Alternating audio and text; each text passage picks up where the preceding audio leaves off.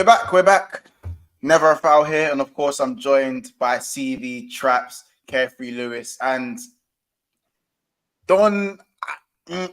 Well, you guys make it out what you want to make it out. He is at football right now, to be fair to him, but this was a public call out. You know what I'm saying? Lewis is obviously on the street, he's ducking the smoke, innit? That's what I'm hearing, innit? You see what I'm saying? So it's one of them ones where you guys, if you want to get creative with Don's name, be my guest. Excel bully. Off the ball. Excel bully off the ball. We've got Excel bully off the ball, Gallagher. But Don, Excel bully off the ball, Gallagher. Let me just tell you. Oh, wow. I wrote. Oh, brother. All right, listen. Don, I'm sorry, bro. That was shit. But it's you know, if you're new here, make sure you hit the subscribe button. If you're not so new here, tell a friend to tell a friend and hit the like button as well. Make sure you go follow up CB on all socials. Go subscribe to Carefree Lewis G. Subscribe to Never a Foul. Follow Traps on all socials, as you can see, and follow me over on Big Six Bants as well. Obviously, we're not too far from 9K. Let's make that happen. Listen, it's Chelsea talk. So guys, come on. So don't complain to me now, because the chat always on me saying, you don't cover Chelsea. You man don't cover Chelsea. We're covering Chelsea. I wrote. So no one can tell me I don't do that. You see it? Obviously, there was obviously a call out, you know, for Don and Carefree. Obviously, my boy Lewis has turned up. You know what I'm saying? It's going to be a good Chelsea discussion. But man, before we do, how are we doing? I'm blessed, man. I'm blessed. Can't complain. Obviously, minus us being 11th in March, you know. Same old, man. Can't complain, man. Still getting it. How you lot doing? I'm telling me, Caps, Lewis. I'm telling me, man. Yeah, we're all good. We're all good. We won our last 2 games, so apparently everything's sorted now. Like, trust the process, believe in everything. We're progressing. Yeah, it's good to be back. Good to be back on the show. Big up CB, big up Traps, Monts in the chat. So everyone asking about the camera, I have a killer migraine and light is making me feel sick. So I'm doing this cameraless. But we still here. Big up. I appreciate it, bro. It's good. Obviously, you know what I'm saying, you turned up. You know what I'm saying? Ches and Don, I don't really know where the man them are. But listen, the good thing about YouTube is there's always a chance for another stream. There's always next time. So trust me, we will make this happen. And guess what? Maybe not so much in the international break. Maybe, how about this? Maybe after a Chelsea loss or a Chelsea win. That might be even better. You know we will be there. We will be there. I'll be there. We'll be there. More than you ever believe. More than you believe. I promise. I'm very happy. Happy New Year. You have to show us ways, man, fam. But let's obviously let's just take a look at the main part that I wanted to discuss. Is it the players or the manager? Who do you guys blame more? The manager or the players? Because I feel like this has kind of split the fan base a little bit. I think obviously Lewis and CV might share the same opinion or a similar opinion, but there are a lot of Chelsea fans out there. There's some that actually do believe it's more the players than the manager and vice versa. So what's everyone's kind of stance on who's more to blame? So me personally, I'm going to just say straight, the players, they're not good enough. From the very start, barring Thiago Silva and Sterling, they're the only 2 players. Barring Thiago Silva and Sterling, there's no players within our team that have over 250 league appearances in the side. They're inexperienced, novices, children, no matter however you want to dress it up. I just don't feel like they are of the quality to play for Chelsea. It's simple as. I would say that, like, if you look at our team as a whole, majority of these players are like, if you was to compare our previous teams, whether it's our Champions League winning team in the past or the teams that won the league under Mourinho, this team is a cup team. They will be us the second team that we play when we have FA Cup runs and Carabao Cup runs. They're not everyday out and out starters. They don't have the quality of that. I haven't seen a sample size prior to them joining that's large enough for me to believe that the manager is holding them back. You could point to Enzo Fernandez in the World Cup. He had his 6 games. I don't really like to use the World Cup as a parameter to judge a player, because you look at Amrabat, you look at Unahi, you look at Goncalo Ramos, even Alvarez has had a bad 2024. I haven't seen nobody that's really cooked from the World Cup that we didn't know already that's showing it at a club level. So I haven't seen nothing of a sample size for me to say it's all on the manager and he's holding the players back. I just think the players aren't good enough. Hear it? I think. Oh, I agree. Lewis, are you on the same page with this one with the players, or is you? Because I know you're on touching it on him. So. Yeah. So like, obviously, I think it's more manager than the players, but I'm not going to say the players are completely innocent. They've just been let down, and we'd be going for league titles if we had a different coach. No, that I don't think it's something like that. Players have let us down to a point, and players have to hold the responsibility as well. I think the only players that could really look at this season and say that they've done a good standard throughout the season is probably Palmer, Gusto. You could maybe push Caicedo if you wanted to, but even he started a bit slowly. That's it. I agree. That's it. I wouldn't put anybody else up there. Everybody else is disappointed to a certain level. It could be a major disappointment, a minor disappointment. The thing is, though, like for a lot of these players, the inexperience means I can't really write them off just yet. But I look at the more experienced heads, and that's where the manager comes into it too. All the experienced players, like I'm expecting a lot better than what I've seen from them. Chilwell has been absolute cheeks for the last 2 years. Gallagher, albeit he has improved, is still not nearly at an acceptable enough standard for the way the fan base glurps him off. Thiago Silva has respectfully been declining this season, and there's no shame in declining at the age of 39. That's fine, but he has been. Sterling started really well and has just been so inconsistent for a guy who's meant to be the main man at Chelsea. That's just unacceptable from him. I would accept that sort of form from one of the inexperienced wingers, not him. And then it goes to Pochettino. The game management, horrific at times. Some of the lineup, so questionable. The guy contradicts himself 2-3 times within the same month. He'll say, Chelsea, we need to win now, and then says, we need patience after 3 games. He says, Chelsea, we need to win now, and then talks about how being at Wembley is an achievement. Getting to the semis at Wembley is an achievement. Literally lowering the standards of this club by the week, and it leaks into the fan base, it leaks into the players as well, because they're younger and they're impressionable. But that's why I look would manager being lowered on the management, or is it not the owners and sporting directors who gutted out all the winners within our side and lowered our wage bill for a random bunch of children? You could say it was both.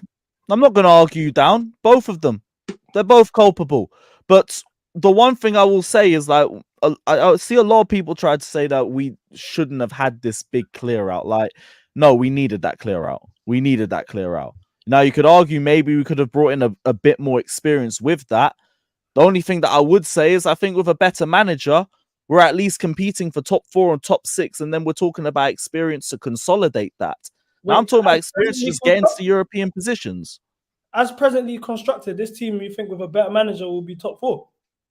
No, not top 4 outright. I mean competitive, competing around that area. I find it hard to believe, if I'm being honest with you. Just to what you mentioned in terms of Gallagher and Sterling, I don't believe they are of the quality of the standard of my club. Like to just be out and out starters regularly to play the way they're performing. Definitely, I agree with you on that point. However, I don't like the fact that this is a running theme amongst our fan base that Gallagher and Sterling are problems. When Gallagher's having a better season than Enzo Fernandez. When Sterling is having a better season than Mudryk and Noni, who are also in the same position. So when people are asking for them to be sold or replaced, it baffles me when Mudryk and Noni are much worse than Sterling. When Gallagher's outperforming Enzo in big games. Do you get what I'm trying to say? It's a mid-off at the end of the day, but I'd rather point the finger at the guys that are performing worse. Yeah, it's a mid-off. It's a mid-off, but I'd rather point my fingers at the guys that are performing the worst before them. And then one thing I also don't like is when you point the finger at the Enzo Fernandez's or the Mudryks or whoever else is part of the faces of this project that are not playing good enough, it's Poch tax. Oh, they're not playing good as Poch tax. So now, why can't we put that Poch tax on Sterling, on Gallagher, on Chilwell, the dark horses of our fan base? Why? I don't understand that. I hear that. You know what I hear that. The argument with Mudryk, I think, from my perspective, is more that whenever he seems to have good moments with Chelsea, he immediately gets put on the bench, and he never really gets given an opportunity to get a run of games and to actually show whether he's got that level consistently for Chelsea or not.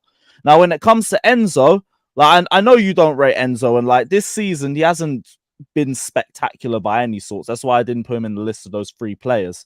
I think start of the season, even I was saying it, he wasn't performing to standard after the first 2 games against Liverpool and West Ham. Yeah, those 2. In fact, I'll throw the Luton game in there as well. After that run of 3 games, he was very underwhelming until we went to the run of games where we were beating Burnley and Fulham, and then we went to face Arsenal. Then, again, inconsistent, kind of came back into it at the start of the year. Disaster class in the Carabao Cup final. Again, I called it out as well. So this ain't no Enzo sexual thing with me too. But I've seen him play good football for us within the first 6 months. So I already know that I've seen quality traits in him. My problem when I look at the midfield has mostly been structural this season. I've seen us put Enzo in second striker left wing positions when we're in transition. So when we get countered, we're getting outnumbered in the midfield phase. I've seen him ball out in one position, they get thrown into another position in the second half. And that's what's been my bigger issue with Enzo. But in spite of that too, he's been underwhelming in a lot of games. So he has to come up for some criticism as well. I'm not going to say with Enzo, it's all, oh, he's just been let down by everyone around him. No, that's not the case. Like, to a point, Enzo needs to pattern up. He needs to not let himself get beaten so much defensively, because that's been one of his bigger weaknesses. Start the season, I'd say, is finishing as well. But yeah, that's been my take on both of those players. And that's fair. In terms of Enzo Fernandez, you're one of the... I feel like a lot of the bigger accounts or bigger personalities amongst our fan base are very scared to call out Enzo or be critical of Enzo for his performances. I don't know whether it's a brown envelope situation. I don't know whether it's I don't want the project to look bad or whatever. It's whole PM. I want to hold on to this. It's because people put stocks into players too early. That's what I think it is. Yeah, and then they can never want to admit when they have a bad game. Do you know what it is, yeah? Do you know what it is with these players, yeah? The fact that it's the price tags that these players come with. Fans do this thing where if a man comes with a price tag, he gets the benefit of the doubt for a long time until it's like the writing's on the wall and there's nowhere for you to run. Because Mudryk cost 80 mil, because Enzo cost 80, 100 and whatever it was, yeah, people are going to give him this longer period of time to come good, because man them have been cooking Jackson, yeah, from day one. Jackson cost peanuts in the grand scheme of things, and he scored a few goals in the beginning. He's got a decent number of goals for somebody who I don't think is a good striker anyway, yeah, but he's got goals. So realistically, it's all about people paint this picture because he cost 80 million. We need to give him time. We need to give him this. He's a good player. He's a star player. You got overpaid for both of them players, majority of them players. And that's the fact. But people just want to sit there now because they don't want to. They don't want to say that my club has spent money on bullshit. They don't want to say that. They don't want to say that because with Anthony, yeah, with us, Anthony, realistically, from the end towards the back end of last season, halfway through last season, you knew he was worth 80 mil. But we know why we paid that. We paid that because we tried to get him on the last day. That's who the manager was adamant he wanted. Everyone was saying back the manager. So that's why I said to everybody on my fan base, you got to hold that because you man wanted the money to get back. They backed it to some 80 mil. Now you're talking about, oh, we've overpaid for him. No, they backed my man, so you have to hold that. But the reality of it is that these players, yeah, like you said, they're not worth the dough. And what you're saying, what you're going to see from Enzo is 50 million quid worth of player. What you're going to see from Mudryk is 40 million quid worth of player. That's what you're going to see from them. All these 80 million, these 100 million that you're expecting to see, you're never going to see. So it skews your thinking as to what you're getting. What you're getting is what Enzo's worth. And I agree. I think in terms of Mudryk, I feel like that was more of a political signing, if I'm being honest with you. Innit? Like, I don't know if that's this wrong thing for me to say, but just knowing that we know it was owned by a Russian oligarch. You know, we got brought in by Americans. Let's bring in a Ukrainian star. You know what I'm saying? To come in. As for Enzo Fernandez, though, my issue is really the model of the club in general. The sporting model that they're trying to do, getting rid of the experienced players, replacing them with young players that we can either flip for profit or whatever, like a RB Salzburg or a Brighton. It don't make sense to me because that's not the stature of our club in general. We have never been that type of club that molds young players. We may have a couple young players amongst seasoned, experienced players, but when I look at where we spent money on, for that same price, we could have got a Jude Bellingham. For the same price we spent money on Caicedo, we could have got a Declan Rice. And I look at that and I don't understand why we did this. And when it happened at the time, I was one of the few people that was vocal and saying, we don't know this guy from nowhere. 6 games of a World Cup isn't enough for me to spend 100 million on a man. He's from Benfica. Us man used to go Benfica and bring in and get a Matic and a Raul Morales and that for peanuts. And then, man, you get what I'm saying? It wasn't. And there was no expectation on them, man. No expectation. Exactly. We're not slapping 100 million on him when Jude is right there. When the likes of Bellingham, Declan Rice is right there. We had the chance to get Chouameni a year before that. It don't make sense to me. And when I was saying it, everyone was getting on to me. Give it time. The excuse at the time was, I didn't want to sell Jorginho. In my opinion, I don't think we should have sold all 3, Jorginho, Kante, and Kovacic. If we really wanted to do this, bringing in the young guys in, we should have kept 2 of them and slowly brought Enzo and Caicedo into Jorginho would have wanted to stay too. What'd you say? Sorry? Jorginho would have wanted to stay as well. Exactly. Of course, he was the reigning young player, UEFA Player of the Year. Actually, he lost to Benzema shortly after that. So he was a year removed from a young UEFA Player of the Year. We got rid of him. If you spoke to the majority of our fan base, because the mess that we're in right now, the fan base enabling the ownership's decisions. From making excuses for Tuchel getting sacked, from the Graham Potter stuff, they enabled it. To, oh yeah, let's get Enzo Fernandez. Oh, we're celebrating the sales of Jorginho, of Mount, of Havertz. We're celebrating it, even though they're going to rivals in the same league. We're celebrating it. Now, they were crap, to be fair. What did you say, sorry? Mount and Havertz were crap, to be fair. We did need to get rid of them. See with the Mount stuff, I don't like that because I'm not Mount's biggest advocate. In my opinion, Mount is similar to what's happening with Gallagher, where he's just playing too much. He's a first name on the team sheet, and he's like, you're not good enough to be undroppable, but you should have still be a part of our squad. You got a goal and assist in every knockout tie or leading us to a Champions League, and then in the final got an assist. Since when do we look at players like that and bin them off? And then you talk to guys today, they're crashing it on Tuchel. Because of his form for that season when he was trying to get a new contract. No, I just think that you can't justify 200k a week for a guy playing the worst form of his career. Yeah, but also you need to take into account we sacked an experienced manager for non-footballing reasons. This was all backroom politics. Non-footballing. Yeah, the Tuchel stuff was a mess. Yeah, which was a joke. You brought in a manager who, in my opinion, once it fits the model of what we got going on right now, is a novice. He hasn't won before at a high level. He's coached, he's done a decent job at Brighton. Nothing to the point where we're giving you the keys to Chelsea. Now, all of these experienced players, world-class players in the Kantes, the Jorginhos, the Kovacic's, whoever, why would they really want to play for him and give him the same respect that they gave Tuchel? Of course, that's not going to happen. Then you also got to factor in the fact that the ownership were trying to force Mason Mount out of the club from the very start because it's pure profit. That's what it is for them. It's not. We're seen as a fan base. We're seen to them as customers. We're not seen as anything more than that. With Mason Mount, he meant something to the fan base. Whether we feel like he wasn't good enough. So then, what makes Mount different to like a Chalobah or a James who got given the 6-year contracts? And James deserved the contract. I think Mount should have gotten a contract. Chalobah, I don't think he performed. He hasn't shown me a high level of football the same way James and Mount had. So if he was to go, but I'm saying if we're doing this whole pure profit thing, then would they have been afforded contracts at that level too? I haven't seen us try to push to sell Reece James, for example. Chalobah was being forced out. The only reason why Chalobah's being forced out, but James, I'm saying again is because you could get more money for James than any of the other Cobham players. But there's no way that is running. James, there's no way we was losing both James and Mount within the same summer and the I fan base. genuinely feel like with the level of that clear out that we had, nothing could be put off the table if they really wanted to do it. Do you know what I said, yeah? I said, yeah, that you see, after James had that sort of like, I think it was like his third injury, yeah, in the short space. I was like, bruv, sell that guy, bro. Sell that guy. You need to sell that guy. Not because people obviously some of my friends, they're Chelsea fans, they're like, oh, what you can't sell Reece James. I'm saying, but why not?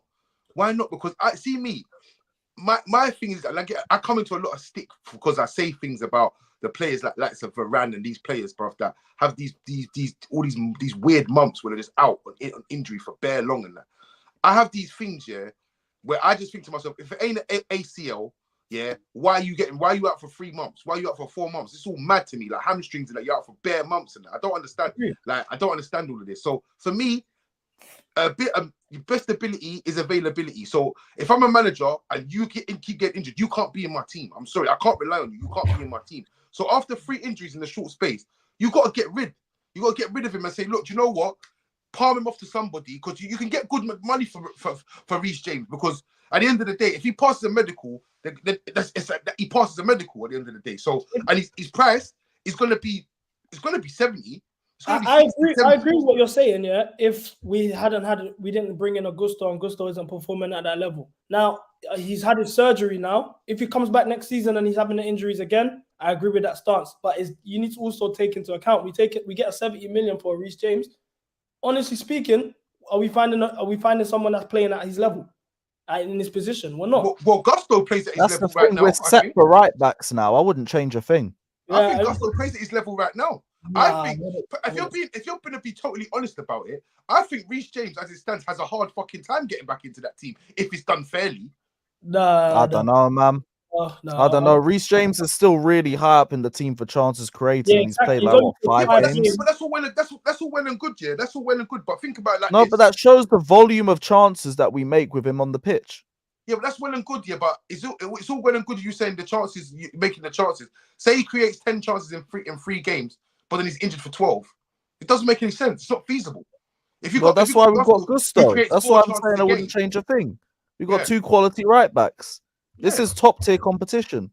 I personally think that injury. I know it's not their fault. It is what it is. But at the end of the day, if a man can't stay fit, he's useless. He's as good as me. He's as good as putting me in the team right now. Yeah, because he's useless. So I hear you. You're not wrong. I reckon you do a good job in DM. Who, me? No, yeah. Nah, man, you got to put me. I don't. In terms of the whole. I know a lot of the fan base be saying, let's put Gusto left back now for Reece James at right back. I don't agree with that. Literally, I don't want to be. It's not a situation where we've got to force the guys in. Reece James, he's done. He's paid. You know what I'm saying? He's earned his stripes. That's how I look at it. You know, everyone's going a bit too high on the Gusto horse. In terms of Gusto, I think he's the best bit of business alongside Cole Palmer that this ownership have actually done. I think it was like 18 million pounds, something like that. So in terms of that, I understand, but let's be real. Gusto on the left back thing, I'd rather, in terms of the left back position, I would rather an Alphonso Davies or Theo Hernandez, someone of that ilk. Do you know what I'm saying? We need experience there anyway, because that's the next steps really. We're aware now. We've identified who really has the potential to perform at a high level. Palmer, Caicedo, Gusto. That's pretty much it for me. I think Jackson's a good footballer. He's got the zinky-mizunkies, the flaggers, he's techie, but he's not a striker. He's in good form. Yeah, he's not. I wouldn't say he's a striker, though. He's a good footballer. You know what I'm saying? It's weird with him. But now we're at a point now when we need to start bringing in experience. Everyone wants to get rid of Sterling. In my opinion, I'd rather get rid of one of Noni and Mudryk before I get rid of Sterling. Have Sterling as a rotation. Grealish is available. I wouldn't mind that. You want to bring in a left back and you don't want to spend money on that would be a dream. Alphonso Davies or Theo Hernandez. Cancelo's available for 35 million euros. I wouldn't mind going there. Barcelona don't have the money to register him and sign him permanently. I wouldn't mind going there. And as for our midfield situation, now I'm not like Enzo, in my opinion, after what I saw, already just coming in, I was expecting a Jorginho replacement. I haven't seen that so far. You could say he's played a couple games. Now, I'm happy right now. Don't get me twisted. I'm happy. Do you know what it is for me? the standards. Why are you happy? There ain't no reason to be like happy. me, just in general, I'm a happy man. You get what I'm saying? Yeah. But as a Chelsea fan, you can't be happy, bro. Even if you weren't, I'd be like, we're 11th. I don't blame you. You know what I'm saying? The standards that have been set. My first ever Chelsea game, story time for you, man. I got in trouble. Parents even when I was in like year 5, my dad was on me. I had decent grades, but I was a class clown in school, banging jokes all the time. Parents even my teacher crashed it on me. My dad was like, say no more. No PS, I don't know, it was an Xbox 360 them times. He's like, you're not playing Xbox 360, this and that. I got my grades up. As a reward, my dad took me to my first Chelsea game. It happened to be 8-0 against Wigan, last game of the season. I saw Drogba win the hat-trick. I saw him clinch the golden boot. I saw us lift the trophy. The moment those standards were set, it will never, ever drop. The fact that it's gone to this level, I'm not even someone, people that know me personally, I'm not someone that does this type of stuff. Football content, posting video. It ain't me. I work in the music industry. But I'm at this point now where I do this because I've noticed the standards have dropped so much.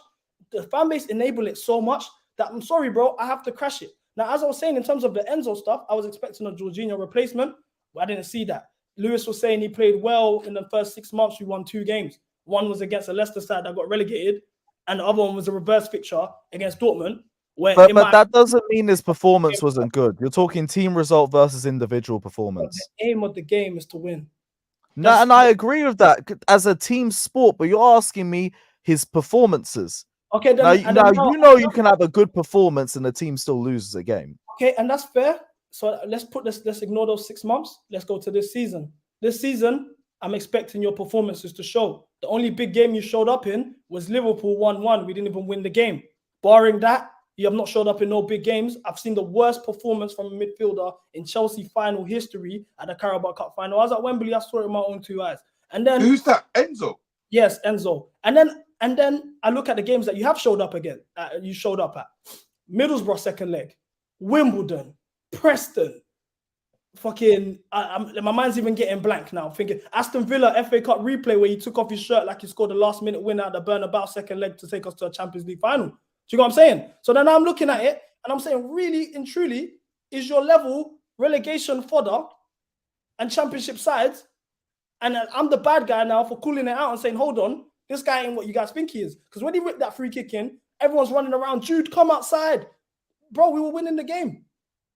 That goal did not impact the result. We would have won. Come outside is hilariously shameless. You know what I'm saying? I'm not gonna lie though, yeah. You see the Enzo thing, the Enzo for me, yeah. When I start giving Enzo that, yeah, was when it was last season when you man got run out of Old Trafford and Casemiro was putting the burners on, man. I was thinking, You're saying fraud watch. Fraud watch. The fraud watch. I'll say that was another game. That was another game where we spread out the midfield way too much. But in games like the Carabao Cup final, that brother got no excuse. Exactly. Like I was seeing you were getting run through by under 18s. That weren't good enough. That's why I hear what you're saying to a point. Like he's been underwhelming for a good periods of the season. So I understand why you're questioning things. Like I'm not saying I'm there to that extreme, but I see why he's up for criticism and he's not been faultless this season at all. Can I go as a rival, because I've obviously listened to a couple of the takes. Let me get the super chats and then I'll say my opinion. Pick up Robert. He goes, see me, you complain too much, be a little happy. See, he's a happy guy, man. So as he said, as a Chelsea fan, you know what I'm saying, there's not too many reasons to be happy. Blaze, pick up. He says, man's making excuses for Mount's bad form, but not Enzo. Okay, so just on that point, yeah? Mount, the difference between Enzo and Mount has shown me that he can perform at a high level. He's dunked on Real Madrid at the Bernabeu. He's landed the minerals in the Champions League final. Do you get what I'm saying? Our Champions League run at the time, we faced the Spanish champions in Atletico Madrid. He got an assist. We played the Portuguese champions in Portugal. We got a goal away from home. We played the English champions in Man City. He got an assist. And we played the Real Madrid, the best Champions League team of all time. And he landed the minerals. So I can give you credit in the bank because I've seen what you've done. As for Enzo Fernandez, he was 6 months removed from River Plate prior to joining us. No, do you guys watch? ACB, I hear all of this year, but respectfully, blood, fuck Mason Mount, bro. I mean, you know what I'm saying? We got our money, innit? We got our money, innit? That's you lot's problem. You know what, yeah, big up for that again, bro. Now that I actually deep it, yeah, fam, I'm happy you man are in the 11th, blood. You man bumped us for that youth there, bro. That youth there is a disgrace, blood. Yeah, long may it continue. You let long may it continue. What the fuck? What are we? Mason Mount, yeah. Listen, all right, cool. Mason Mount's been injured. Man can't really crash it on him for his performances because man hasn't really seen too much. But I changed the game for you guys against who Liverpool. he displaces in this team. Who the fuck does Mason Mount displace in this team? You man, bump, man. And you know what? You know what? He had a year left. Do you know what pisses me off as well? We would be talking about Mason Mount. Here we go, Man United for free, right? In a couple months. In a couple months, he's playing about 10 games. We paid that money for 10 extra games, bro. It's a joke thing, bro. I can't lie. Big up to you, man, for it. We appreciate it. But so did Roberto Di Matteo as well, innit? Roberto Di Matteo done the business for you, man, too. Big up Roman Abramovich. He says with the super chat, he goes, done with these owners. They need to go. Bowley, clearly out. We will protest. We are with the Chelsea supporters. Trust. Come on, you Blues. Clown Lake out. And obviously, Sasuke Uchiha is justice. Big up. I love the anime reference there. He goes, Clown Lake out. These clowns ruined us. Get out now. I'm so happy with the super chats because for me, I'm not Poch's biggest fan. The moment like Poch got hired, in my opinion, I said I wasn't for it just because he's Spurs. But this just all leads back to the disconnect between the ownership and the fan base. There's been a disrespect. Disconnect has been brewing for a long time. It began when Tuchel got sacked. Tuchel was the first time. Lewis, you might agree with me, but Tuchel was the first manager we had since Mourinho where we was like, you know what, you might be our guy for a long time. I see you here being here for 7-8 years. You know what I'm saying? You are else. You know what I'm saying? We went through it in terms of our sanctions. He's saying, fuck it, I'm driving the bus myself. He was Chelsea, and you landed the minerals for us. When he joined the club, we were ninth place. We were 10 points away from relegation. He took us to a top 4, which was the objective, and we landed the Champions League. He made a final in every competition he's been in, barring the quarterfinal against Real Madrid. And even then, he landed the minerals. We were 3-0 up at the Bernabeu. Never been seen before. You know what I'm saying? But he got sacked. That was the disconnect number one. You've now decided to run this youth model that has never been done before as a club. We have never been that club. You can talk about prior to Roman. Even prior to Roman, we were signing the likes of Zola from the Serie A, who was held up as the replacement for Maradona at Napoli. He joined us in his 30s. We brought in the Viallis, the Makaleles, the Desais. We've had big names out of Celestine Babiaro for £3 million, blood. Bro, that thing there nearly bankrupt your shit. Yeah, bro, you get what I'm saying? So it's like now that's the disconnect. You've done this. That's two already signs of clear disconnect between us. And you've now noticed, okay, this Potter hire isn't working. Let me start going on Twitter Spaces and gassing up the brown envelopes. Let's start doing the PR now and brainwashing the fan base. Because I'm new to I'm not really how I even started doing this stuff in the first place is because when I joined football Twitter, I followed the big Chelsea accounts. Obviously, Carefree Lewis, Alex Goldberg, CFC Con, all of these guys. But I noticed, hold on. Now, not really towards you too much, Lewis, because I see your channel and there's different opinions on your channel. But I'm like, hold on. Why does every big Chelsea account think the same way? Why is it trust the process? Why is it, it's all Potter's fault? Why is it, sign Enzo Fernandez right now, when no one knows him? Why are we gassing all of this stuff up? I noticed, this is a bit of a red flag. Bowley's joining the Spaces. Then he realized, we fucked up. Let's get Lampard in to shut everyone up. While even though we're mid-tie against Real Madrid. So now we're going into the Bernabeu with a front three of Sterling up top with Gallagher and Kante on the wing. And then the icing on the cake. Let him run. Icing on the cake is now you brought in a Spurs manager. You've got rid of Mason Mount, which meant a lot to the fan base. You can disagree and say you don't rate him, this and that, but he meant a lot to the fan base. That's another point why I don't think he could have got rid of Reece James and Mount together. But now you've brought in a Spurs manager and you expect us to back him. Realistically speaking, that was never going to happen. It's clear it's been brewing for a long time. So now I'm happy these stickers are going out there and tier 1 journalism like Matt Lauren that are landing it and writing about it. And this is just the bare minimum because eventually it's going to get to protests. It's going to get to banners at the stadium. And when that happens, I'm at a point now where everyone's saying that I want the ownership out. That's realistic. That's not realistic. They're here for at least minimum 8 years. For me, change the fucking model. Change the sporting direction. The Win Stanleys, the Lawrence Stewarts that have never, this is the whole board. They've never won a trophy in their life as a collective. The manager that we have has never won a trophy in England. The ownership, they've never ran a football club before ever. The players haven't played more than 200 league appearances. I can even put it down to 150 league appearances. So from the top to the bottom, we're full of inexperienced novices and non-winners. The moment that, what did you expect to happen to the most winning team of the 21st century in England? I can even go as far to say Europe. It's a joke. It's a joke. Sorry, I had to just get this on my. Yeah, no, I hear it. Like, get it all off your chest. Like, I get the only one thing I saw, like, it was a very interesting point with Tuchel, because when Tuchel took over, we were 9th, and I won't say we're in a similar position in terms of the inexperience, but we're in a similar position in terms of a lot of the players that we had at the time weren't rated. A lot of the players at the time, a lot of the fan base wanted to get rid of or upgrade on. Then Tuchel came in. Tuchel got the best out of that squad, and we saw how dominant they became. That's why with a lot of these players with the inexperience, I need to wait until I have a manager that I have faith in before I can start writing off a couple of those players. Right now, the only ones I can look at are those experienced ones. Now, with that in mind, I do hear as well, the directors cannot mess up the next appointment. They've already messed up 2. They have to bring in the right person for the 3rd time.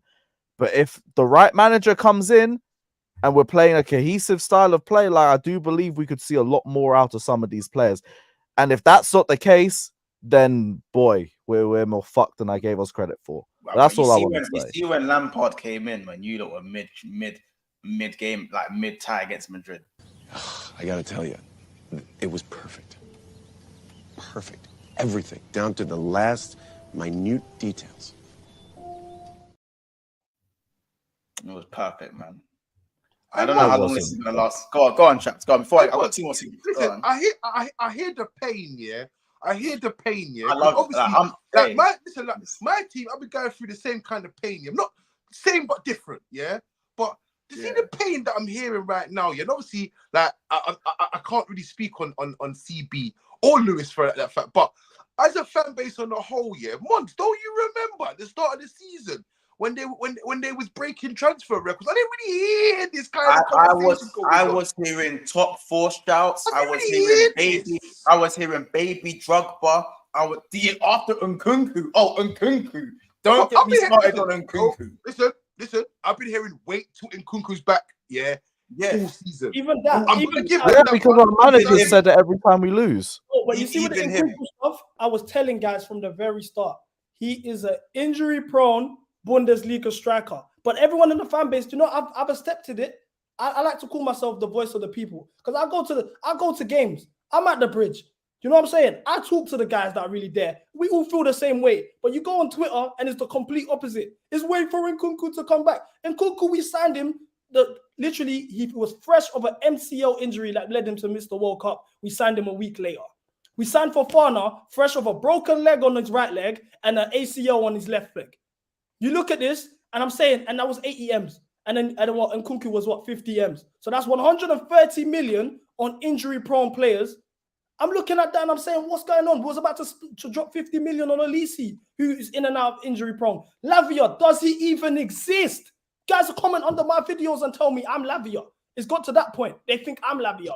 They think the reason why he's got I'm screaming. You get what I'm saying? It's a joke. Yeah, and what really upsets me about all of this is the enabling from the fan base, like you guys said. I'm Chelsea. You know what I'm saying? My first Chelsea game, I saw us lift a trophy. So for me, I go into any season, even next season, even if we have the same team and the same manager, I'm going in every season expecting and demanding for title, nothing less. Do you get what I'm trying to say? But I say this to say this fan base enabled this mess. They were celebrating us selling these players. Oh, yes, Saudi dropped the bag. Yes. Oh, yeah. Oh, Todd Bowley, best owner in the world. We've made so much of a player sales, this and that. Now that's what I love, you know. But that's what I love. I love the way. This is what I love. Yeah, I love the way football has gone. Yeah, because You see me, like I'm from the old school, yeah. I've been watching football for years and years, yeah. So obviously, I'm from the era where if you was a fan, you was a fan. We never had no chats about accountancy and what was a good buy and what's not. We never had these. So when I see man doing all this stuff up and all this extra stuff, I'm thinking to myself, bruv, do you honestly give a dash about how much money your club is saving? Because realistically, you don't care about what money's in the bank. You just want to know what players you're getting. So if you're getting the players and the players are good, if they spend the peas on them, you're just gonna be happy. You know what I mean? So at the end of the day, like this is what makes me laugh. There's too much involved in this in these debates, yeah. And at the end of the day, if anybody sees their club go and rinse out £1 billion in 6 months on players, they're gonna be gassed. But they're not looking at it from a perspective of what are you buying? Thank you. What are you buying? For me, that's for me, because when I'm looking at guys and they're telling me 10-10 window, 10-10 transfer window. Oh, we had a 10-10 window, this and that. 10-10 is crazy. No, we had no striker. I literally walked out of Wimbledon, Wimbledon game. We was 1-0 down at the time. Noni won his penalty. I didn't even want to see it. I said, the fact that we need a penalty right now, fuck this shit. I walked out. But the reason I walked out is because Fabrizio, the king of the brown envelopes, tweeted, oh, he done a live stream. He said, oh, it's come to me in a dream. Chelsea are about to spend on a superstar signing from a Champions League team. This and that. I'm like, finally, we're getting experience. We might bag a striker. It's showtime, innit? Cole Palmer news dropped. Now, I'm not someone, when I'm wrong, I put my hands up and say I'm wrong. I hope one day, for the sake of my club, he's here for 8 years, Enzo, I have a moment where I say I was wrong about Enzo and I put my hands up. But with Cole Palmer, I walked out the stadium because I said, why the fuck are we spending 50 million on someone with no league goals when we need experience? When Pochettino himself is asking for a striker. And this is my point with Pochettino. If Pochettino goes, you now need to understand, no matter who comes in, unless it's someone of the ilk of a Klopp, a Pep, I would even say a Mourinho. I want a Mourinho because Mourinho's not a puppet. Everyone else that comes in will be a puppet. Potter was a puppet. Pochettino's a puppet. Tuchel got bounced because he weren't a puppet. And then you look at the situation now. But here's the thing. I don't even think Poch is a puppet. If any, like, I've got all the words to call Pochettino under the sun, but I don't think he's a puppet. He's definitely a puppet, and I'll tell you why. Bro, that guy wants to keep Gallagher, but the board clearly don't. Exactly. He's wanted an experienced striker while the board weren't able to give him one. So, look, look, bro. In terms of the Gallagher situation, in terms of Gallagher, his profile, because of the midfield, in my opinion, I don't think Caicedo and Enzo can play alongside each other in a pivot. Just because of the, in transition, Enzo, he plays like a luxury player. He isn't without the luxury, though. That's what it is, isn't it? It's kind of like the Pogba talk, back in the day, where you're not tracking back. Yeah. You're not off ball. You're not. Gallagher's the type of guy, he has to play because he's the one that's doing the off ball running. Other than that, is Caicedo by himself defensively. You know what I mean? So Gallagher has to play. Now, in terms of however you feel about Gallagher, the fan base feels about Gallagher, if the manager's saying he's important to me, I play him week in, week out, fuck it, I'm even letting you wear the captain band. And then the board are deliberately trying to sell him to rivals, to Spurs. Now, Gallagher's proper Chelsea, bro. He won't play for Spurs. Man used to bang ball back in the day. I had a trial for Spurs. I didn't go. Wallahi. You can chat to my manager. He'll tell you. Man, because I'm so Chelsea. I know you don't want to go there. But they're trying to sell him to rivals. Now, in terms of after Goodison Park, we got pumped by United at Old Trafford. That's the day I really sold my stocks on Enzo. I had a couple of them on the low just in case it flipped, you know what I'm saying? Well, the first time or the second time? This season where he got cooked by Amrabat. And I see the first time or the second time? You wasn't sold. Yeah, the first time he was one of our best players in that game. I know we lost 4-1. He was getting outpaced by Casemiro, bro. It was, he was a disgrace. I see Amrabat, Ericsson, and Bruno midfield. Yeah, the 2-1 he stunk. This season. And I knew the 4-1. I came out of that game as a neutral, thinking I ain't gonna lie. Chelsea should have been how many goals up? The amount of chances Chelsea had early on. And Lewis Hall and Enzo were frying everyone. It was sickening. Like Lewis Hall was moving mad. Yeah, that was last season's game. This season, he was awful. And then after that game, this season, lost at Goodison Park. After that presser, this is my most important presser Pochettino's had. I don't like his press conferences because I think he chats shit like every manager that is under this puppetry of a system. You know, he's the fool guy. That's what he's hired to be because it's a mess. That's why he's only got a 2-year contract. They don't want to build a project. You're the fool guy in case shit gets really peak. We know it's on you. So now he's come out and said, we need experience for the January window and ideally in 3 positions, and we need a striker. Now I'm looking at it. We need 3 positions. That's a defender, a midfielder, and a striker. So we're lacking a spine. The team is shit. We're lacking a spine. That's the truth. So he's asked for a striker. Jackson is on his way to AFCON. Brozier's on the way out. What did they get? What did these guys do with Benzema and Firmino available on loan? They released a statement through Nizar Kinsella saying, no, we're not interested in Benzema because we need positive atmosphere in the dressing room. What does that mean to me? Benzema weren't available, brother. A winner on a loan. But anyway, Hey, listen, look at that. We need a striker. listen though, yeah. As much as I've loved this therapy session, yeah, I need to go. So big up CB. Traps has been real, bro. Big up Lewis. Big up Mont. Big up the chat. I don't care what the chat says. Enzo is trash. No, I appreciate that, bro. Love, man. Bro. Big up. As I was saying, these guys, in terms of the striker situation, they sent Brozier on a dry loan to our rivals, Fulham, and it pains me to say rivals because you don't even call them that, but we're mid-table dross for 2 years now, so they are rivals. We can't talk to the big boys no more. That's the reality of our situation. And if I'm the bad guy, or you guys comment under my videos or on my tweets, or you're trying to pander to the rivals, or you hate on our team, I hate the situation that we're in. I'm telling the truth. We are a mid-table team for 2 years running. Right now it's March, and we're 11th place. With all to play for is the FA Cup and the Europa League qualification. Now, we've sent Brozier on a dry loan. We've left Pochettino with no striker options. He now has to play Nkunku as a lone 9 because Jackson's on loan. I mean, is an AFCON. Nkunku gets injured, it's back to square one. Jackson, by the way, is 1 yellow card away from the 2-match ban with no striker. Nkunku's injured. What's going to happen? David Washington? And then you're going to see all of these brown envelopes on Twitter. Oh, David injured. I've already seen the little training clips they're posting online. Oh, David Washington is cooking. He needs a run in the first team. Why? Do you get what I'm saying? This is the truth. No, anyone who wants Washington starting needs to be shot. But I'll be real. Washington or Broya is another mid-off. But who's going to start when Jackson gets a yellow card and a 2-match ban? Who's going to start?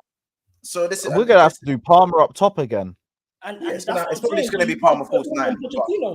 But again, even though that worked well against City and it worked well against Arsenal, to be fair. But again, just on the normal basis of what's going on at Chelsea, I actually very much side with what you guys are saying. I think certain players, I think you'd have got a lot of profiles wrong. And now what is even worse, I'd say, is the length of the contract, which is a bit worrying as well. The length of the contracts, because if you're going to put man on death row contracts like that, I feel like you have to get it right as well. And so many of them are wrong. I still think there's actually a good few players that can actually come good. You know what I'm saying? I look at the Gustos. As much as I get onto Caicedo, he'll come good eventually. Like, come on, like, you know what I'm saying? As much as I think that's what the plan is, though, with those players. And if that's the plan, then you can't come to a conclusion. You can't come to the conclusion within 6 to 12 months. Like, you can criticize, be fine with that. But you can't come to the conclusion then if the plan is to see what level they are at within year 2, year 3. Yeah, I'm not going to say 5 or 6. It's like high roller, Lewis. It's like high roller gambling as well, because there's a lot of the most expensive signings actually don't fulfill their price tag. Let's keep it a buck. Do you know what I'm saying? Whether that's for any club. Yeah. Do you know what I'm saying? It's not very often. So to do it at such a high rate, so you're asking for them to reach a level then. Say that again. You're asking them to reach a level then. Yes, because that's because, bro, well, the investment definitely isn't for now, because I'm not seeing £100 million from Caicedo. I'm not seeing that from Enzo. I'm seeing about 40. I'm seeing 40. But then I say criticize, but the final judgment can't be now too. It's not even about final judgment, bro. Like, it's as simple as this. If any other team spends that money, bro, you're on fraud watch from day one. A lot of men are on fraud watch from day one. All I'm saying, and I'm not even trying to say man are dead food, innit? I'm saying for me, he's not at the level that I expect for that type of investment. There's still a minimum level for Chelsea, innit? There is a minimum level for Chelsea Football Club. The shittest Chelsea I've seen wins big boy trophies. The worst Chelsea's I've seen, bro. The worst. When I think these men are crap, they go win a champs, bro. When these men suck ass, they go The win worst Chelsea squad I saw was last season. You know what I'm saying? This season, but last this is season's what I'm team, saying. if we gave Nah, Pochettino, last season's team was way talking worse. over if the we had last 15 years. Pochettino from the start of the season, This if is we the had new. Pochettino from the start of the season and we had a pre-season with last season's squad, I promise you we'll be challenging for top 4. These players are absolute dross. I don't believe that. Okay, in terms of Two-thirds Werner, of that squad didn't want to be here, and two-thirds didn't play in that scrub. Let me land as a neutral. Let me land as a neutral. I'm just saying that people will say that I have an agenda because I'm a Liverpool fan and what happened in the window. I'm generally saying there's too many things that have happened that are just backwards and don't make sense. And I've now looked at. I've always been this from the players. I think it's both in it. Don't get me wrong. The answer to who's to blame is both. Yeah. But I crash it more on the players simply because there's so much fundamentals that without a manager you should have anyway. I'm not seeing, bro, throughout up and down the squad. And the more experienced guys like Sterling, Thiago Silva, you could probably throw Reece James in there now. You know what I'm saying? There's not many of them left. And the rest of the guys are bang average unless the system is completely tailor-suited for them. You cannot invest big amounts of money to tailor-suited players.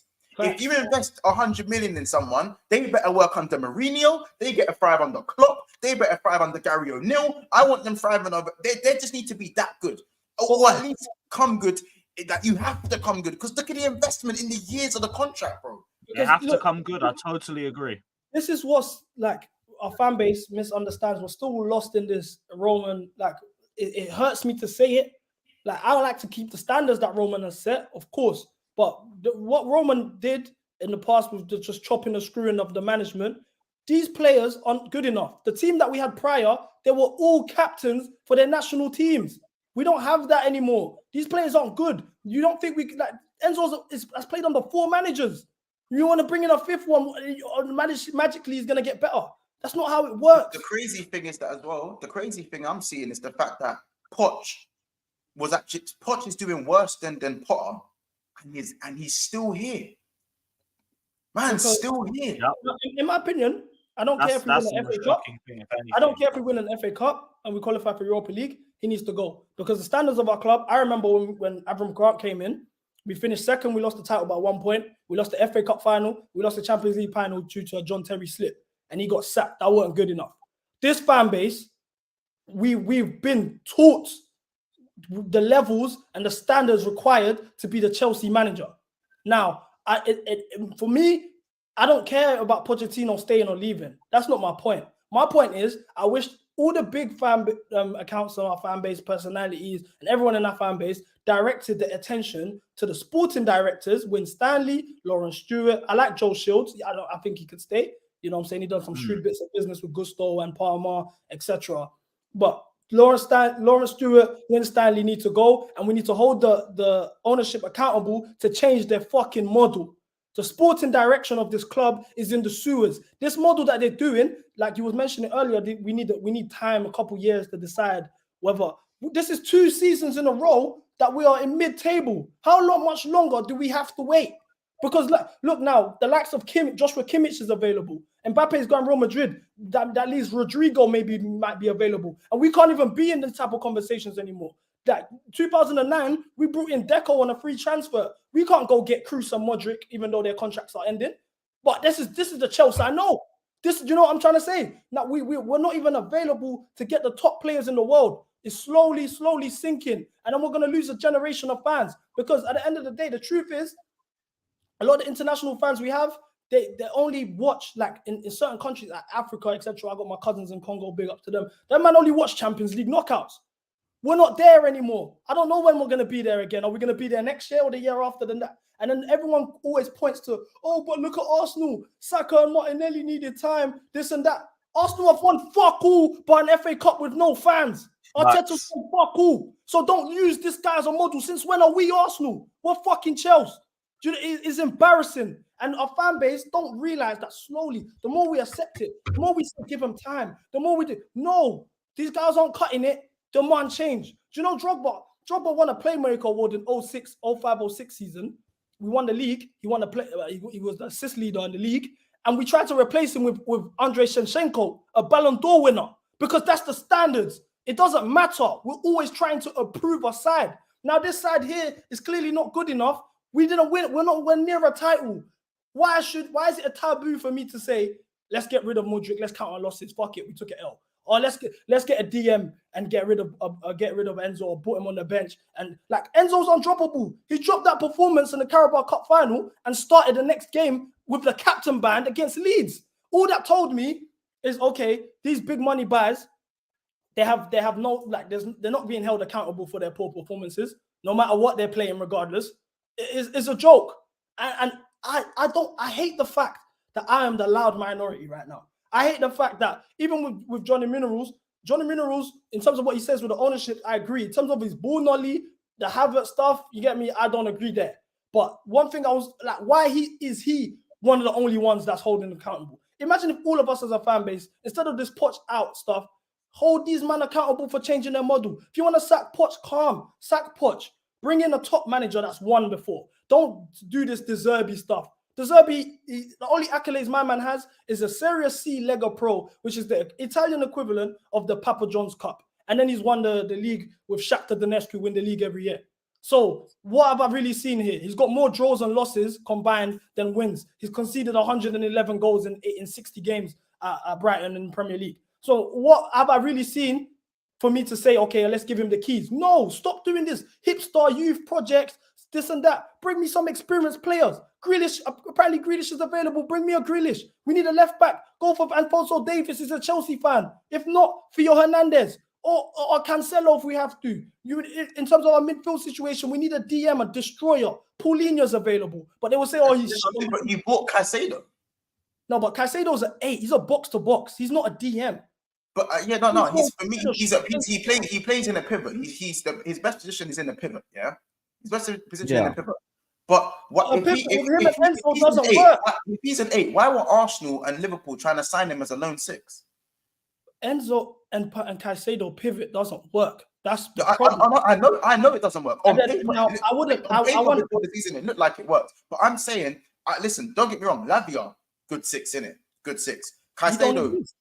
But I'm saying, Caicedo, Liverpool and Arsenal wanted to sign him as a lone 6, bro.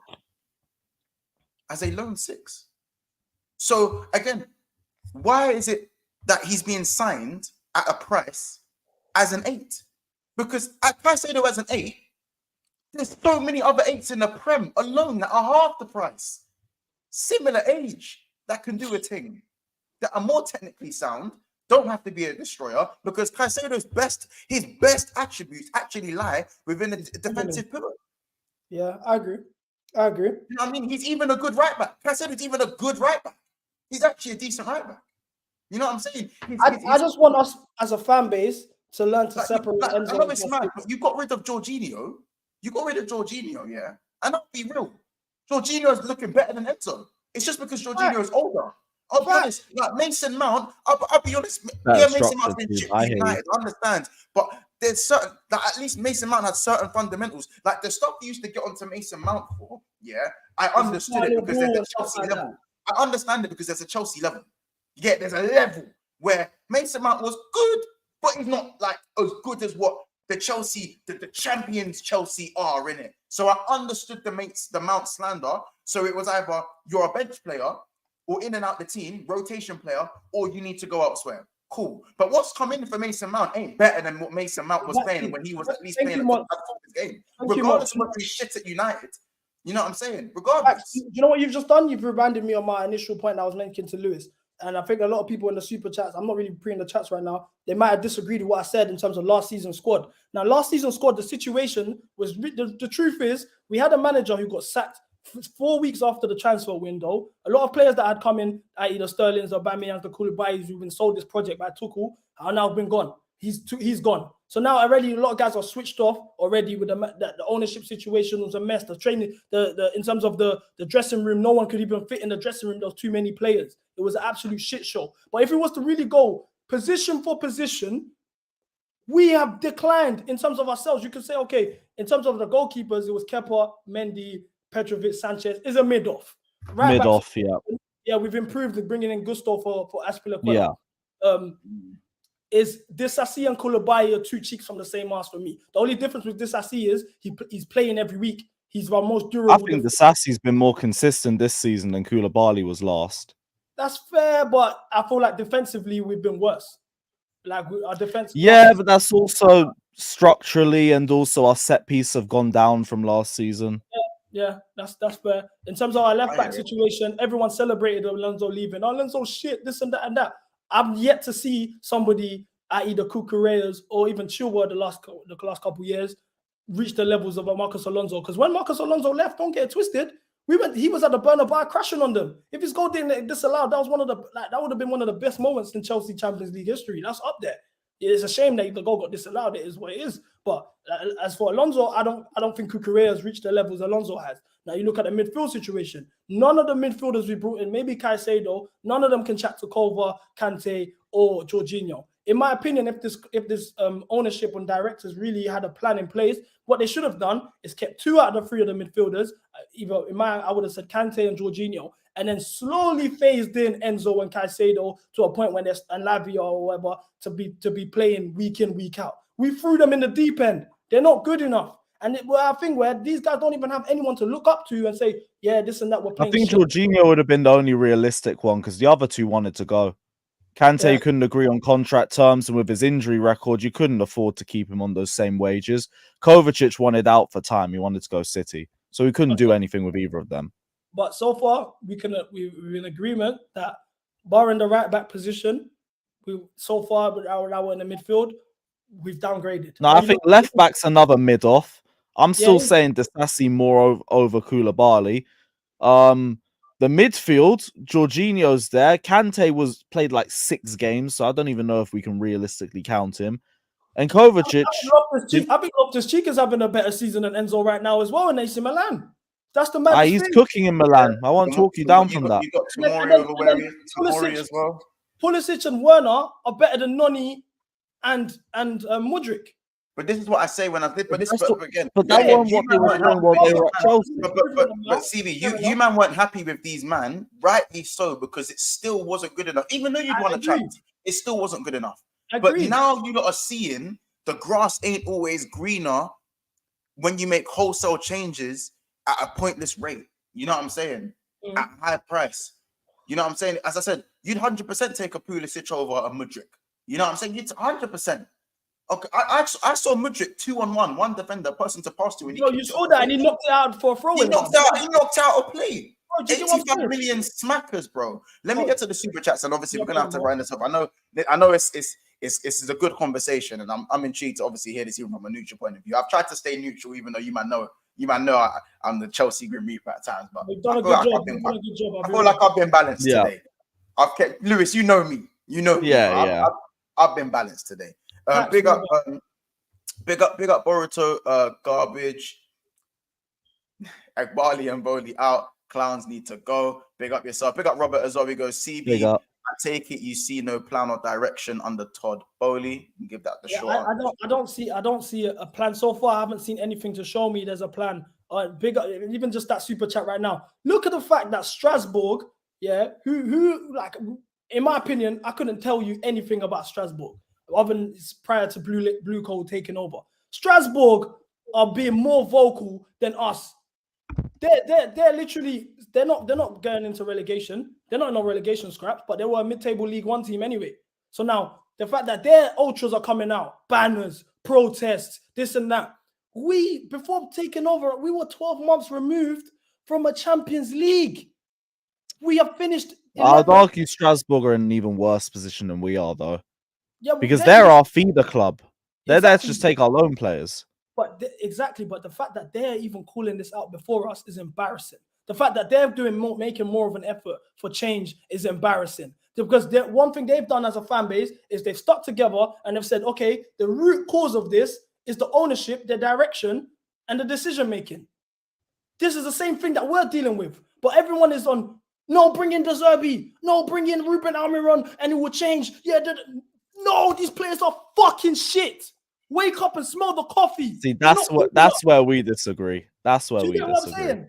Do you get what I'm saying? Call call out the directors. But that's always going to happen with European fan bases because they're just generally more united and more vocal. Like English fan bases have been neutered the last 20 years. Lewis, I'll ask you now, yeah? Have you ever seen this model previously work anywhere in a top 5 league where it's solely under 25 players were buying for potential? The only time I've seen that is RB Leipzig, and they don't even win titles in the Bundesliga. And they were founded in 2010. Yeah, I was going to say, I can't even really name you a time I've seen this happen. That's the thing. And then why would you pick, if you was to buy a Fulham, a Brighton, a Southampton, one of those clubs, I think the highest team you could potentially do something like that for, maybe Aston Villa. Even West Ham wouldn't let this run. So why are we as a fan base being gaslighted to agree with this model, and it's all on the manager's fault? I promise you now, wait for Poch to get sacked. I hope Poch gets sacked. I'm looking forward to Poch getting sacked, and I want you guys to really wake up and see, bruh, it's actually these players that are shit. But there will be a new excuse. I'm really hoping it isn't that. I'm really hoping it's not that. Because it's a joke. It's a joke. The fact that the Strasbourg, what should be happening with the Chelsea fans trust writing the letter and so forth, we need to be in direct communication with the Strasbourg fans because we're on the same boat. We both play on weekends. We need to find a Saturday where we have kickoff at the same time and put a banner out or something and so forth that shows our discontent. That's really the next steps. That's what should happen because look at the impact of stickers. Them being called Clown Lake has done. I'm not even in agree. But that's the thing. I don't think you can get banners into the ground because you need to get the tick off from the club for that. Stickers you can get away with. Just someone slap a sticker on the concourse and you're good. You have to get the sign off from the club to get banners in, and it's a no-fly zone in London, so you can't get any planes flown over.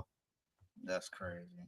Let me hit the rest of these supers as well. So big up to Strasbourg Ultras, the Chelsea supporters trust. Protests will happen sooner than later. Blue Co, Clown Lake, we are coming for you. Come on, you Blues. Big up yeah, protests you can run.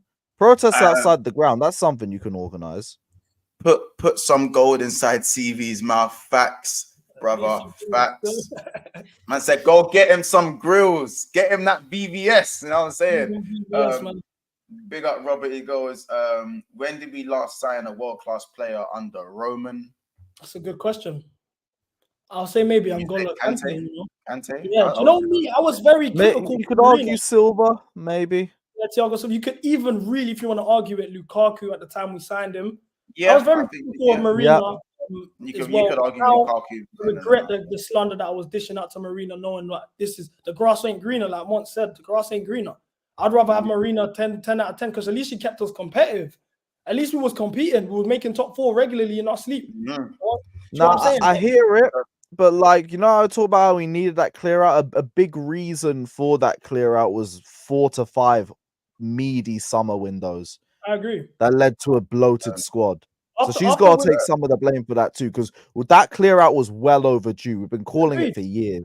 After the Champions League win, when we brought in Saul and Lukaku, I was appalled. We could have got a Jules Koundé. Hakimi was available. Tchouameni was available. Haaland was available, and we turned around and got Saul and Lukaku. That was a disgrace. I definitely called her out for that. But at least she was bringing players that had experience. At least Lukaku, you got onto me because but then this is the argument then, because we went for the experienced midfielder in Saul over all the other options, and look where that led us.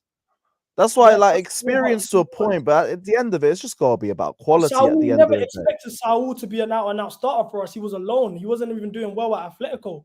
If that's the truth. With Kovacic and Kante's injury record, I expected him to have a significant amount of game time. He came in and immediately looked like Bakayoko. But even Kovacic, for me, I rated Kovacic so highly at Chelsea. And when you sold him, and then what I'm seeing in your midfield now is crazy. Yeah, that's for another discussion. Lewis, the reason that the first time we interacted on socials was you retweeted the Football Terrace video I did when I said the Enzo video. Yeah, Enzo was top 2 worst signings in Chelsea history. You turned back around to me and said, "What Lukaku you could argue was worse." Fair enough, this time for the same fee, and he did the interview. I didn't agree with that. I don't really like him for doing so. However, looking at it now, Lukaku scored a goal in the Club World Cup final. He landed trophies for us. He won 2 trophies for us. Do you know what I'm saying? So at least didn't he also get 8 goals in 12 starts that season? Yeah. Like Not- at the very least, That ain't bad. How many? He won starts 12 did he- starts with it. Have a check. at the I'll very check it least, now. he won us I'm trophies. sure he started more That's than the that. thing. So might I be wrong can't, in I that, can't I might put be him wrong. above Enzo because after the performance I saw, I promise you, what Enzo, for him to do good in my eyes, because everyone asked me, what are you gonna do? Enzo has good games. He scored against Aston Villa in the FA Cup replay. Everyone's blowing up my mentions, bro. This is like having a girl that cheats on you every time she goes out with her mates. She cheats on you every night, 16 giving her starts. Snapchat, giving out Okay. her Instagram. She sends That's nudes not on the bad. That's DM. not bad, though. She's cheating on you all the time. And then the one time she goes out with her girls and she's loyal, you call up all your brethren. Oh my gosh, she was loyal, man. Them. She was loyal. He's still shit. One game ain't gonna change that. For him to really rectify himself in my eyes, he needs to do what the number 8s prior to him done. Kovacic won a Champions League. Even Ross Barkley won a Europa League. Frank Lampard won a Champions League, multiple Premier League titles. That's what's on your back. Those are the standards that have been set by the people that precede you. So now I want you to reach So those. is it a case of trophies or consistent performances for you? I'm Chelsea, innit? It's always been for me. It's always been Chelsea's first. We've never been playing pretty football side. Like growing up watching Chelsea, we had 10 men sitting behind the ball. We'll literally kick it long to Drogba. He holds the ball up, 2 passes, we score, and we sit back for the rest of the game. It's never been pretty performances. Win me games, win me trophies, be sound defensively, and that's it. That's all I ask for. I don't care. I will sit through boring. So you want consistency in key moments off him? When we're playing the big games, the moments come. We got Arsenal coming out against the Emirates. You know what I'm saying? We have a chance to end their title run. Show up. We've got Manchester City against at Wembley for the FA Cup semi-final. Show up. We've got United coming to Stamford Bridge. Show up. These are the games where you prove your dollar. Fair enough, you can say you didn't ask for that fee. You're still the young player of the tournament. The previous young players of the tournaments prior to you was James Rodriguez. It was an Mbappe. It was not James Rodriguez. It was Paul Pogba. It was Mbappe. It was Mesut Ozil, and it was Lucas Podolski. Out of all of them, you can say Lucas Podolski was probably the worst one. So I need you to show your worth. At the end of the day, I have not seen that. You can run around and tell me, okay, he played good against Middlesbrough. Oh, he's cooked against Preston. Oh, this and that. Show me when it really counts. That's what you're here for. That's why I hail up Drogba. Drogba's my favorite player ever. Because when it mattered, backs against the wall, you showed up. That is Chelsea heritage. But man, I understand you. That's fair. Let me get this last super chat in. Strasbourg finished 15th before Champions League. Why are they complaining? Boy, oh boy. They know that. Well, Clear Lake, I think. But listen, you lot, we're gonna end it there, and I'm gonna be real. Good chat. Listen, I'll keep it a buck. Yeah, enjoyed it. It's good to listen. It's good to be balanced and to kind of just sit back and kind of unveil like how you guys really feel about the club. Not even on a banter perspective, but just kind of wanting better for your team in general on what's going on in the standards that you lot have set for your own clubs. You know what I'm saying? Tribalism aside, it doesn't every day have to be tribalism. You know what I'm saying? I feel like even though I say a lot of my things with Vim, Lewis, you do some of the things I've said. In fact, a few of the things I've said have come true, Lewis, because I generally thought certain things of your players and team. You know what I'm saying? Like, so everything that everyone said about us over the summer has just come up true. But like, I do genuinely believe the bigger issue. I know it's more frustrating for you guys because it was kind of avoidable in certain ways. Like some things I think some things could have been all the way not true, if that makes sense. You know what I'm saying? Like, you see, when I speak about Thiago Silva, you know my opinion on Thiago Silva, Lewis, innit? What I've been saying for a minute now. I may make the joke, say he's got a bad back, cataracts, he drinks milk, he has a carer. You know, I say stuff like that. But at the same time, bedtime and everything. Yeah, I done told bro. Thiago Silva has a curfew, bro. Let him rest. Man has a legacy now. Let him rest. But it's true. Like, he's not, for me. He's been dropped for a reason, bro. It's okay to decline at 39, bro. Like, you've done your thing. You know what I'm saying? He was still. I think Poch didn't like his wife's comments. Yeah, and I don't think it was actually Poch though. I think when she was making those comments, like, don't get serious. Belle Silva, I've said it previously. She's proper Chelsea. She was going to Champions away games and EasyJet flights and chilling with the fans, bro. Like, do you get it? With her, she's seen us at Rome at the top of the top. In the first year, they won a Champions League. Now she's seen the situation at the club. She's, you know what I'm saying? She's talking about, when she said change needs to happen, in my opinion, she's talking about them sluts upstairs, isn't it? She's talking about literally them sluts upstairs. It ain't Pochettino. That's why now she's in a situation where his contract's about to end. He can't talk. They want him to not talk about what's going on inside the club. I promise you, when he leaves, things will get revealed. He's getting ostracized by the club, from the club. Obviously, his performances ain't been good enough, but in my opinion, I do think he's better than Chalobah, if I'm telling you the truth. But yes, but it's just still not on the level. I ain't gonna talk you down from that. It's politics. Guys, that's what it is. Yeah, that's all it is. It's true. Fator, big up Fact, my guy. He goes, Monson Traps, you enjoying this too much, instigators. Hey, this is me I'm being balanced. You don't ask me to be balanced today, which isn't very often in terms of being a neutral and letting them deliberate, and I'm letting them do that. Listen, I'm even gonna play the one video. Is the video still here? I'm even gonna play the Caicedo video for you guys. So that's how you know I'm being selfless today. You look. Make sure you guys follow. Make sure you guys subscribe to Never a Foul. Like the video as well. Comment under what you guys thought on the Chelsea situation. Follow CB's channel. Make sure you follow him on all socials as well. Go have a look at what he's doing outside of football. He's always doing good things. Make sure Lewis as well. You go and support what Lewis is doing. Make sure you subscribe to his channel as well. You'll find him everywhere. You find him on my channel, Saeed's channel, his own channel, everywhere. Lewis is absolutely. Can't actually get rid of him. He's actually everywhere. So, you know what I'm saying? You support me, you support the people around me. That is the rule we go by in it. So make sure you get all of that done. Celsius Europe, match day vlogs, post-match reviews, everything is down there. You know, with the football content, there ain't a lot of young black brothers just cooking it, especially with Chelsea. So with me, I work in the music industry, so I like to do my football content more on a rapper type of style, you know, have some fun with it. Like, you know, Carabao Cup final, we did a vlog, you know, we went to the Shard. I got the Shard, rented out Shangri-La for the weekend. I thought we was going to win big and celebrate. Obviously, it ended badly. But, you know, more stuff are going. Vlog for Wembley is on the way. And let's keep growing, innit? I appreciate all the love I'm getting. It's only been a month. So, love, man. If you want to find me on socials, CB1milli, Instagram, Twitter. And, yeah, man, if you don't agree with me, you know where to find me. I'm on Spaces. You can be on my mentions. We can go head-to-head. Like, same way I called out Lewis. Big up to you for coming through and sitting down with me after the Come on, man. Good discussion. You know what I'm saying? Anyone else that wants to call me out, I'm here. I'm always ready to talk Chelsea, innit? Good stuff, man. Couldn't have said it any better. You know what I'm saying? Listen, you lot, it's been another episode of Never a Foul, the Chelsea Wars, let's call it. Take care and we'll see you soon. And I'll leave you guys with this video, a pure mockery of myself. For the Chelsea fans that you know that you guys will hate me. So take care, guys. Make sure you like and subscribe. I'll leave it on this video. Caicedo. We're gonna fix. Never doubt my owners. FSG to the day I die. FSG till the day I die. I used to pray for times like this, a midfield rebuild, and I looked at Caicedo, thought he was getting Chelsea, and I looked around and I had Jones on the left, and then I started panicking. No Lavio on deck. I put up on the rope. Listen. Let me not get into it. People. Oh, hold on. You deserve this moment. Do you know? Do you see? All right, listen. You see me right now?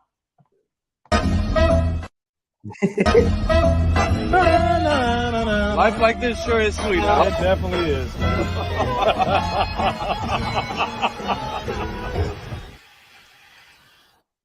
You know that rich man law.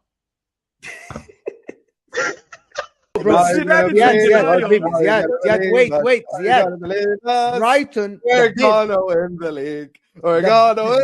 Had a midnight deadline. You put like the video, man. What's Liverpool went. I fucking need this moment. Yeah, they crucified me. Yeah, they called us broke boys. Let me hold it down. I little dude from across the street. Let me hold it down. They called me broke. They said we were done. They said there was no DM. Well, guess what? Lavia was our second choice. Lavia was our second choice. He was our second choice. They called me deluded. They bullied me on Never a Foul. They tried to take me for a dickhead. Now them fucking broke boys. Now who's broke now? Record breaking price. I don't want to hear it from fucking no one. I don't want to hear it from no one. Yeah. I got told that I can confirm that the deal with the club is agreed. I gotta tell you, it was perfect. Perfect. Everything, down to the last minute details. Obviously, there's a super chat I had to read Good- out. good What times. makes you madder? It's when I mess up your assist or losing to a rubbish Man U teammate. You already know what it is, Circle. But big up yourself. You lot take care, and we will see you soon. Big up every time.